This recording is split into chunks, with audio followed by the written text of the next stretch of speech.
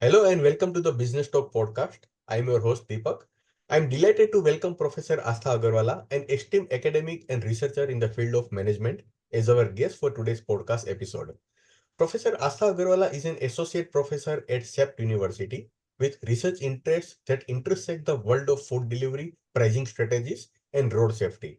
In this episode, we will explore the hidden cost of rapid delivery, how pricing food influences road safety.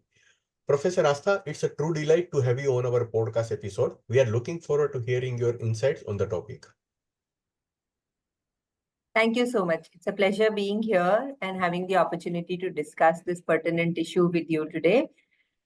Uh, as you rightly have already mentioned, that food delivery business is thriving these days. It is based on the last mile delivery connectivity. And the unique selling point of such businesses is the built-in flexibility and convenience that the businesses allow the customers to eat at home at a time convenient to them and things that they like. So it's a lot of value to the customers. And so the businesses are growing. Also, with the changing lifestyles, fast-paced lives, we do not have time to cook, and there are so many priorities. Now, built in this model of delivery is this aspect of spatial and physical connectivity. That is at the last mile that the delivery partner or the employee has to travel onto the city roads to finally reach to the customer.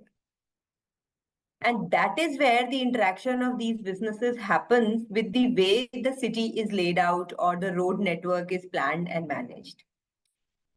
And for a price sensitive market that we have in India, and in the case of an item like food, where there's a lot of substitutes available, people tend to be picky and impatient because their elasticity of demand for food is very high. That puts pressure on the delivery person to save time, to deliver within the committed period.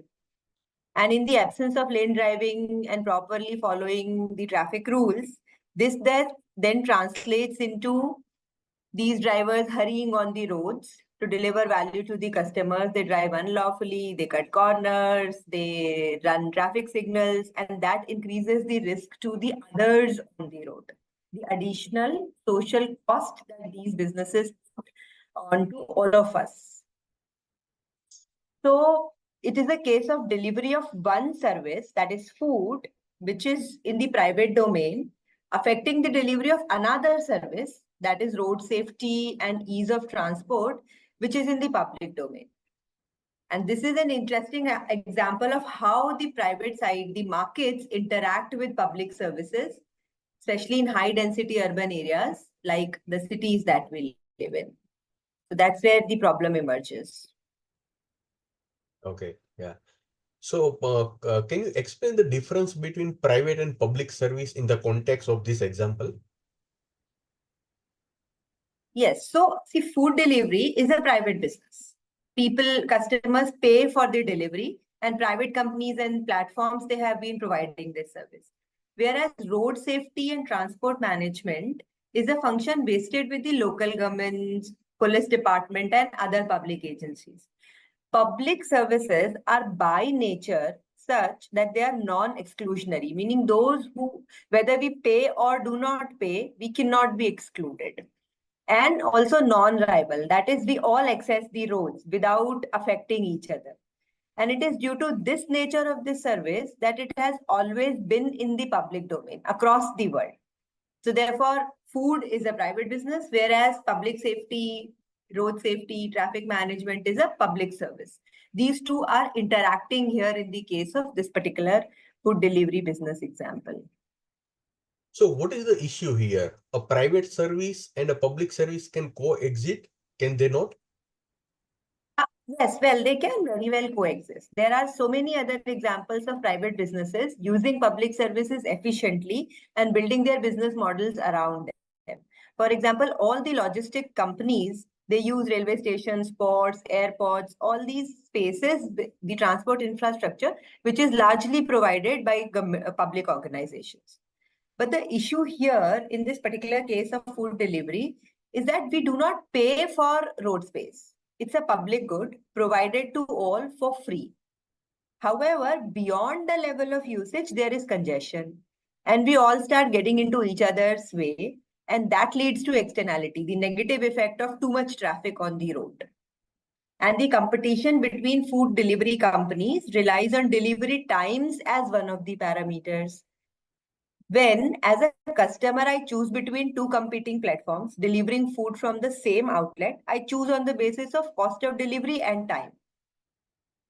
And therefore, time delivery of the time within which the delivery would happen becomes one of the very important parameters on which the choice is based. However, this cost of delivery does not include the social cost of putting others' lives at risk, those who are there on the road. As a delivery person drives recklessly when they try to make it in time committed, they do not consider about others' safety. When these companies work out their cost of delivery, the social costs they impose on others are not included. And that's the issue. So have there been any studies or data that link aggressive delivery targets to increase traffic accidents or safety concerns? Yes. So across the world, during and after COVID, there has been an increase, significant increase in the food delivery business. And usually two-wheelers, bikes, and bicycles are used for this. And the problem of road safety has been experienced across the world. Even in developed countries like Australia, there have been studies looking at road safety concerns due to increase in food delivery business. So uh, there have been cross-sectional studies largely, wherein across the cities within the same country, they have uh, studied the driver behavior, their concerns about safety, or the policies of the companies also at times, do they consider the safety aspect at all? So these studies focus on road behavior, adherence to traffic, working conditions of drivers, as well as crash involvement of delivery riders. For example, one study in Thailand examined more than 800 bike riders, and they found out a positive association between number of rides and number of accidents. Another study in China found out the association of poor working conditions for these riders, affecting not only their behavior on the road, but also their mental and physical well being. For example, working for very long hours, having to settle disputes with the customers, frequent stair climbing, route planning, and all this adds to their stress. There have been studies in Australia that have found low concern for safety of these workers amongst the platforms as well as the government policies. So, all across the world, this is coming out as a grave concern. What measures can delivery companies implement to mitigate the safety risk associated with rapid delivery?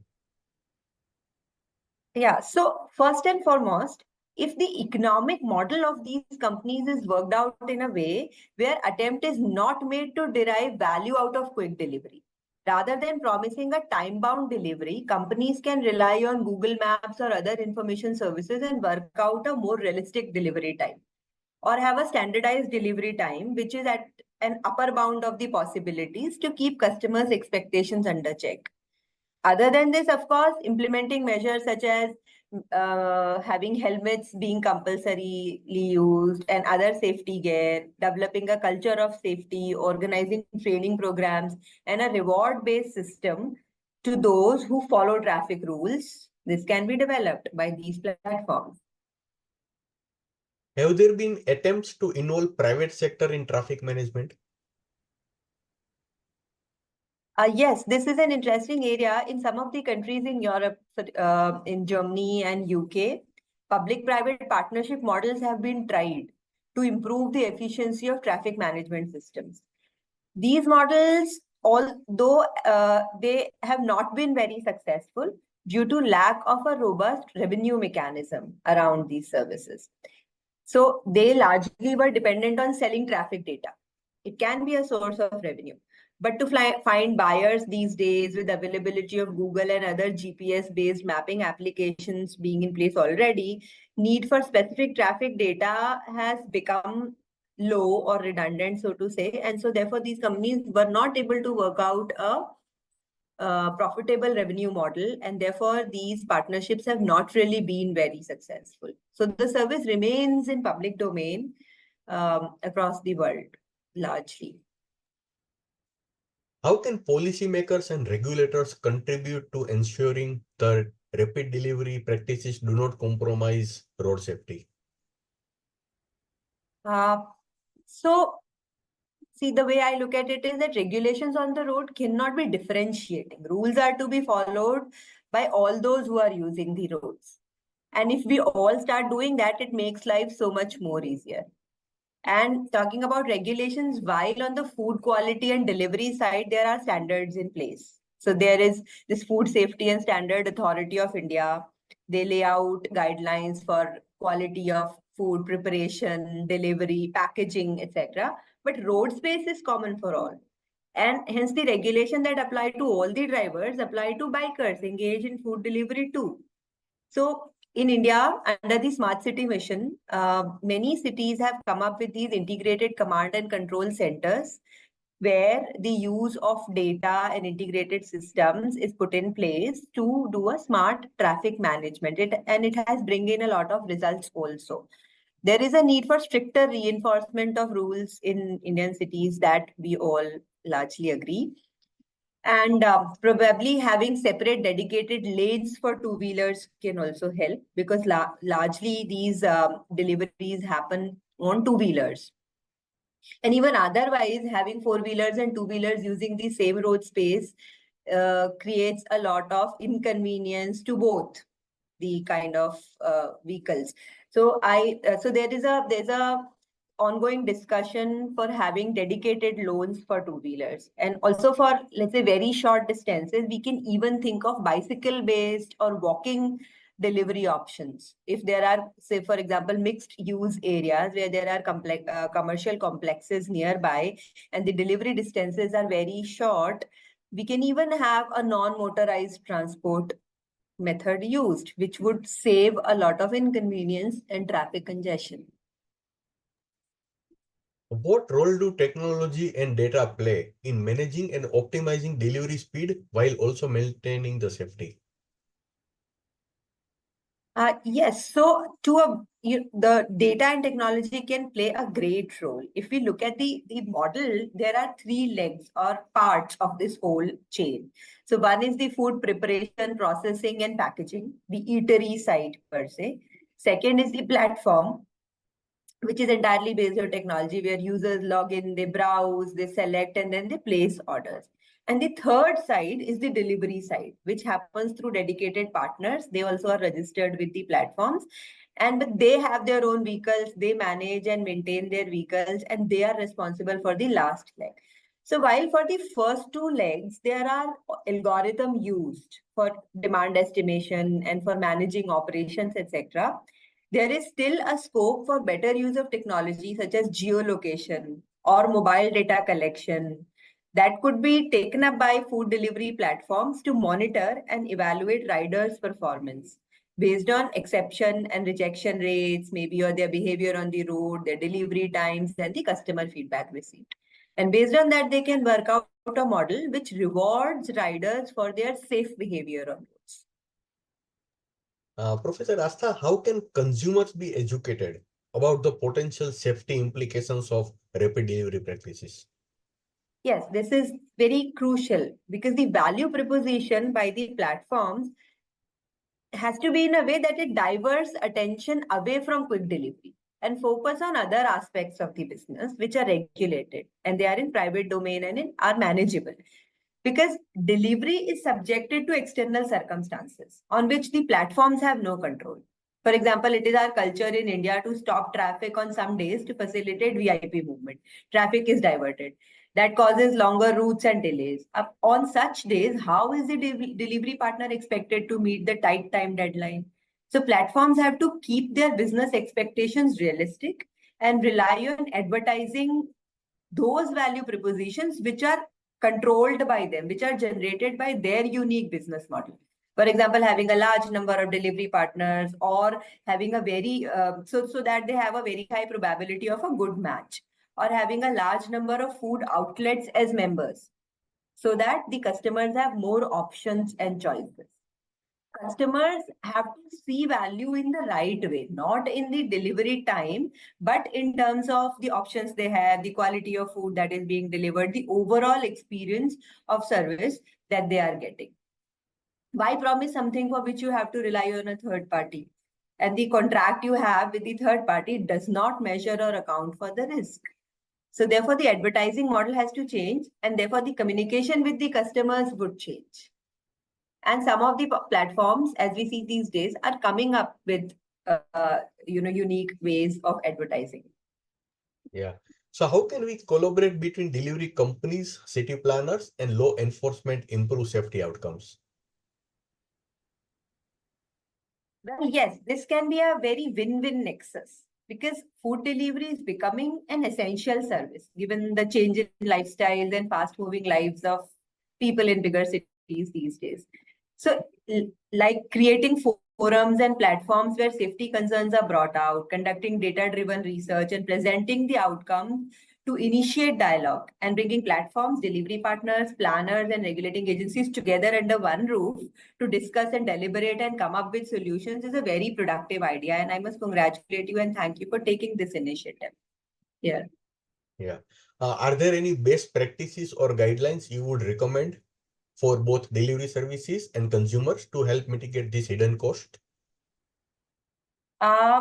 Yes, the platforms can make a difference in the way things currently are by making it mandatory for riders to go through training and awareness modules. They can also address the concern by removing piece rate payments.